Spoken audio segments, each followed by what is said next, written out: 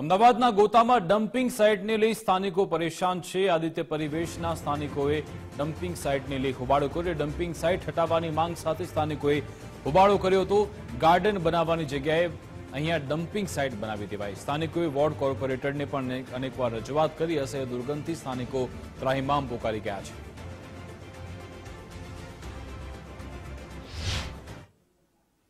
ગોતા વંદે માતરમ ખાતે આદિત્ય પરિવેશમાં જે સોસાયટીના રહીશો છે તે ત્રાહિમામ પુકારી ઉઠ્યા છે। જે આદિત્ય પરિવેશ છે તેની સામે એએમસી નો પ્લોટ છે ને આ પ્લોટમાં ખાસ બગીચો બનાવવાની વાત થઈ હતી અને બગીચો બનાવી અને અહીં વિસ્તારને જે કહેવાય કે સુશોભિત કરવાની વાત હતી, પરંતુ તે વાત હવે નેવે મૂકવામાં આવી છે અને જે બગીચો બનાવવામાં આવતો હતો ત્યાં હવે ડમ્પિંગ સાઇટ બનાવી દીધી હોય તેવા દ્રશ્યો અને અહીં જે ડમ્પિંગ સાઇટને લીધે કચરો નાખવામાં આવતો હોય પશ્ચિમ વિસ્તારનો, તેને લઈને ખાસ આદિત્ય પરિવેશના જે લોકો છે સોસાયટીના તે ત્રાહિમામ પોકારી ઉઠ્યા છે। અનેકવાર રજૂઆત કરવા છતાં કોઈ જ નિરાકરણ નથી આવતું।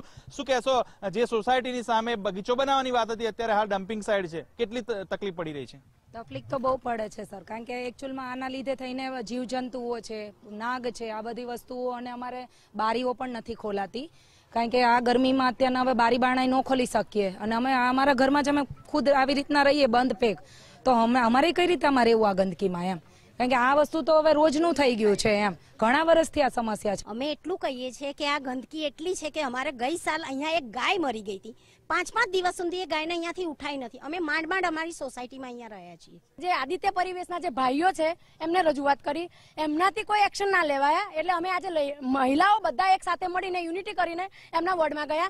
ત્યાં બી અમને આ ટેબલ ઉપરથી આ ટેબલ ઉપર, આ ટેબલ ઉપરથી આ ટેબલ ઉપર અમને બધા ખાતા જ બતાવે છે, અમને પ્રોપર કોઈ જવાબ નથી આપતું। વસ્તુ એવી છે કે આ ડમ્પિંગ બન્યું છે, એની પાછળ ન્યુસન્સ એટલે અમારી આંખો બી અમારે બંધ કરવી પડે છે। એ બધી વસ્તુ અમે નથી જોઈ શકતા, તો અમારા બાળકો કેવી રીતે જોઈ શકે? કોર્પોરેટર કોણ છે જેમને તમે ચૂંટાઈને લાયા છે, તેમને સમસ્યા માટે વાત કરી છે, શું કીધું તેમને?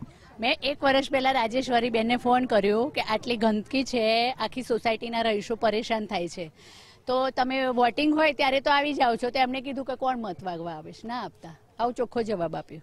એટલે એમને હોદ્દા ઉપર એમને જવાબ તો સાચો આપવો જોઈએ ને, આપણને જે યોગ્ય આપણને સંતોષ થાય કે ભાઈ બરોબર છે।